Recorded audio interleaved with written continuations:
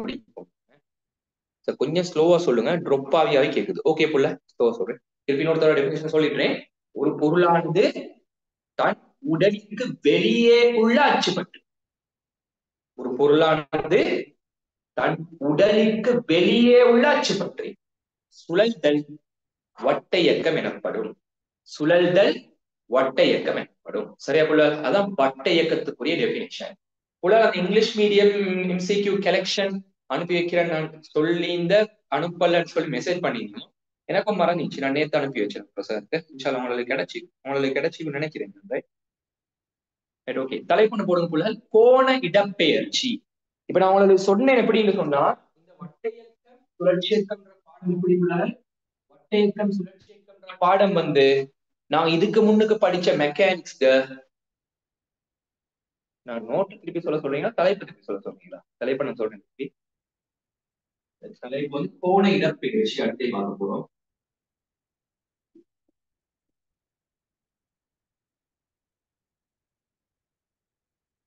கோண இடப்பெயர்ச்சி, இதுல குறியீடு டீட்டா. கோண இடப்பெயர்ச்சி, இதுல குறியீடு டீட்டா. சரியா? நீங்க தலைப்பு தான் திருப்பி சொல்ல சொன்னீங்க. நோட் சாரா? நோட் மிஸ் ஆச்சா? சரி, இன்னொரு தடவை எழுதிக்கோங்க. ஒரு பொருளானது தன் உடலுக்கு வெளியே உள்ள அச்சு பற்றி. ஒரு பொருளானது தன் உடலுக்கு வெளியே உள்ள அச்சு பற்றி சுழல்தல் வட்ட இயக்கம் எனப்படும். ஒரு பொருளானது தன் உடலுக்கு வெளியே உள்ள அச்சு பற்றி சுழல்தல் வட்ட இயக்கம் எனப்படும். தருதனே? அப்ப தண்ட உடலுக்கு வெளியே இருக்கிற அச்சு பற்றி சுழல், அதுக்கு பேர் தான் வட்ட இயக்கம். நிறைய வட்ட இயக்க ஜாய்கள் இதுல படிப்போம். சரியா? Right, okay. நான் உங்களுக்கு சொன்னேன் இதுக்கு முன்னுக்கு, இந்த பாடம் எப்படிப்பட்ட ஒரு பாடம் தான், இந்த வட்ட இயக்கம் சுழற்சி இயக்கம்ன்ற பாடம் இதுக்கு முன்னுக்கு படிச்ச மெக்கானிக்ஸ்ல ஒரு ரிவிஷன் தான். ஒரு ரிவிஷன் போன்றே இருக்கும். புதுசா நாங்க இதுல படிக்கிறதுக்கு எதுவுமே இல்லை சொல்லலாம். எல்லாமே பழையபடி அப்படியே அதே மாதிரி அதுகிட்ட கொப்பியாகும். அதுகிட்ட கொப்பியாவே தான் வரும். ரைட்? அப்ப உண்மையான கன்செப்டுவல்னு சொல்லி புதுசா படிக்கிறதை விட இதுக்கு முன்னுக்கு படிச்ச கன்செப்டுவலை பாலிஷ் பண்றதுக்கான ஒரு பாடமாக இது அமைய போகுது. சரியா புள்ள? இதுக்கு முன்னுக்கு படிச்ச சில பாடங்கள் உங்களுக்கு கிளியர் இல்லைண்டா இந்த பாடம் படிக்கிறதோட அந்த பாடங்களை நீட்டி படிச்சுக்கோங்க. ரைட்? படிச்சுக்கொள்ளணும்னு சொன்னா பாடம் படிக்கிறது இல்ல, பாடத்தை மீட்டி கொஸ்டின் செஞ்சு போறது பாடம் படிக்கிறதுன்னு சொல்றேன். இங்க பிசிக்ஸ்ல திருப்பி திருப்பி படிக்கிறதுக்கு ஒரு கதையும் இல்லை.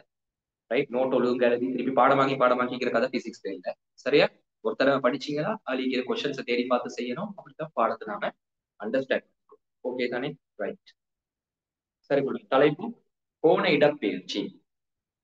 கோண இடப்பெயர்ச்சின்னா யாருன்னா, ஏகப்பரிமாண இடப்பெயர்ச்சி ஒத்தவாறு ஈக்கக்கூடிய ஒரு கணியம் தான் வட்ட இயக்கத்துல அல்லது சுழற்சி இயக்கத்துல கோண இடப்பெயர்ச்சின்னு சொல்லுவோம்.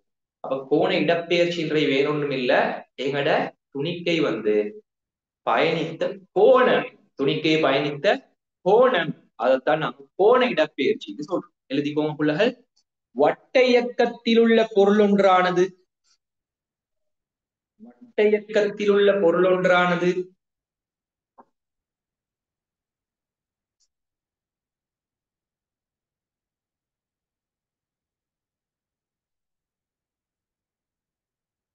வட்ட இயக்கத்தில் உள்ள பொருள் ஒன்றானது தன் இயக்கத்தின் போது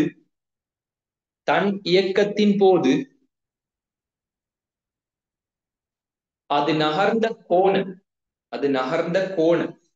தன் இயக்கத்தின் போது அது நகர்ந்த கோணம் கோண இடப்பெயர்ச்சி எனப்படும். அது நகர்ந்த கோணம் கோண இடப்பெயர்ச்சி எனப்படும். சரியா புள்ள? சில படம் கொண்டு வரைவோம். ஒரு பொருள் உண்டு, இந்த ஓவை மையமாக கொண்ட வட்ட இயக்கத்தை இயங்கிக் கொண்டிருக்கி T7 பூஜ்ஜியத்தில் இந்த பொருள் இங்கேக்கு T7 T இந்த பொருள் இங்க போயிடும். சரியா புள்ள? T7 பூஜ்ஜியத்தான பொருள் இங்கேக்கு T7 T பொருள் இங்க போயிருக்கு. இந்த T7 T ஆக கூட இந்த பொருள் நகர்ந்த கோணம் தான் கோண இடப்பெயர்ச்சி. பொருள் நகர்ந்த கோணம் தான் கோண இடப்பெயர்ச்சி. கோண இடப்பெயர்ச்சிக்குரிய குறியீடே தீட்டா. சரிதானே? அப்ப புது கணியம் ஒன்று படிச்சிருக்கிறோம். அதோட அழகை நாட்டு பார்ப்போம். கோண இடப்பெயர்ச்சியோட அளவு வந்து ரேடியன ரேடியன் படிச்சுக்கிறோம் தான் இது உண்டு. ரேடியன் கோண இடப்பெயர்ச்சிக்கு அவ பரிமாணம் நீக்குமா? ரேடியனுக்கு பரிமாணம் இல்லையே. ஆகவே பரிமாணம் இல்லை. கோண இடப்பெயர்ச்சி பரிமாணம் இல்லை. ஓகே தானே கொள்ளாது, ரைட்? இந்த படத்தை வரைஞ்சுக்கோங்க, நோட் பண்ணிக்கோங்க. குயிக்கா அவசர அவசரமா செய்யணுமே, எதுவா செய்யல இருக்கிறோம். கொஞ்சம் ஃபாஸ்டா நான் மூவா வைக்கி அவசர அவசரமா நோட் பண்ணிக்கோங்க.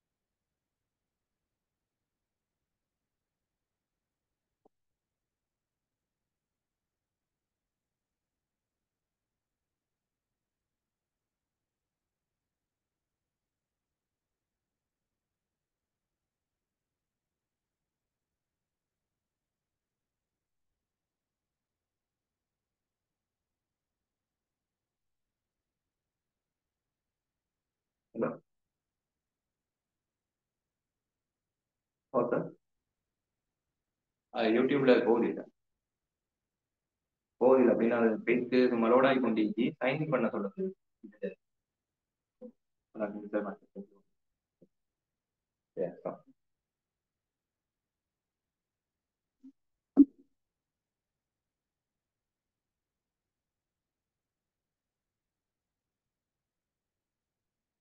சரியா போல, ரைட். கோண இடப்பெயர்ச்சி, ரைட். ஓகே, இது எண்ணி கணியமா காய் கணியமான்ற மொத்தமா தருவேன் உங்களுக்கு. சரி, இப்ப கொஞ்சம் கிளியர் ஆயிக்கும்னு நினைக்கிறேன். இந்த ப்ளூடூத் கொஞ்சம் கனெக்ட் ஆயிக்கல, எனக்கு மறந்து. உள்ள இந்த கிளாஸ் வந்து ரெக்கார்ட் ஆகுதா இல்லையான்றே கட்டாயம் நீங்கள் தான் அனுப்பிச்சுக்கொள்ளுங்க. ஏன்னா எனக்கு இந்த ரெக்கார்டிங் காட்டுறல, நான் உள்ளுக்கு போயிட்டு பார்க்கணும் ரெக்கார்ட் ஆகுது இல்லையாண்டு. உங்களாலே காட்டும். ரெக்கார்ட் ஆகாட்டி இன்ஃபார்ம் பண்ணிடணும் புள்ள. அது ஏன்னா நிறைய பேர் எங்கள்ட்ட தெரியும் தானே, கிளாஸ்ல வந்து அட்டெண்ட் ஆகாம படிக்கிறவங்க தான் நிறைய பேர் இருக்கிறேன். இதான் ஃபெஸ்ட் நோட்டோ, இப்பதான் ஃபெஸ்ட் நோட் புள்ள. இதான் ஃபெஸ்ட் நோட் சரியா. இட் ஃபார் கிளாஸ் இந்த ஸ்டேட்டஸ்ல போட்டுருந்துச்சு.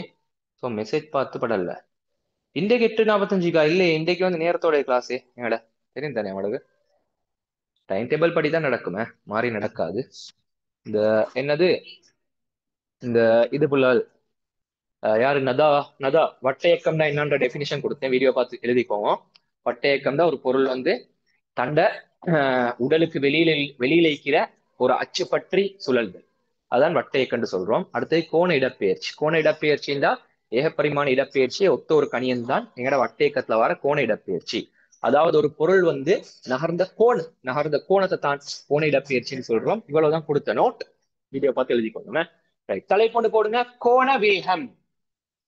கோண வேகம்.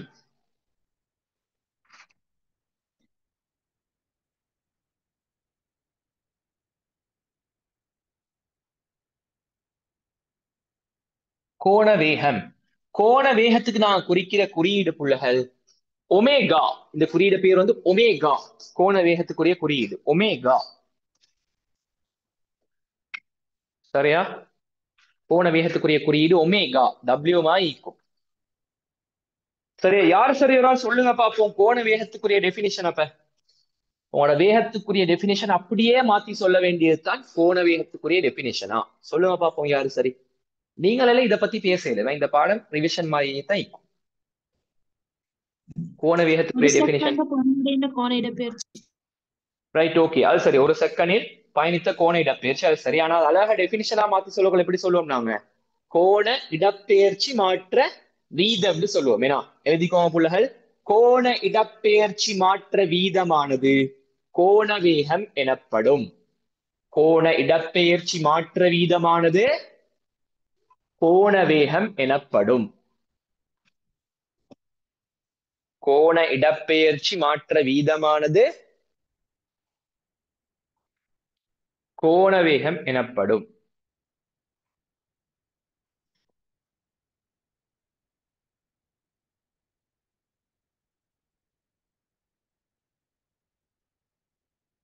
ஓகே, அப்ப கோண வேகத்துக்குரிய சமன்பாடு ஒண்ணு நாங்க எழுதினா எப்படி வரும்?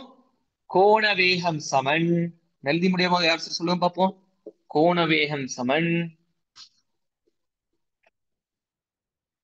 கோண இடப்பெயர்ச்சியின் கீழ் நேரம்னு வருமா இல்லையா? ஏன்னா கோண இடப்பெயர்ச்சி மாற்ற வீதத்தை தான் நாங்க கோண வேகம்னு சொல்றோம். ஏன்னா கோண வேகத்துக்குரிய குறியீடு ஒமேகா, கோண இடப்பெயர்ச்சிக்குரிய குறியீடு தீட்டா, நேரத்துக்குரிய குறியீடு டி. சரிதானே? Omega is equal to theta over D.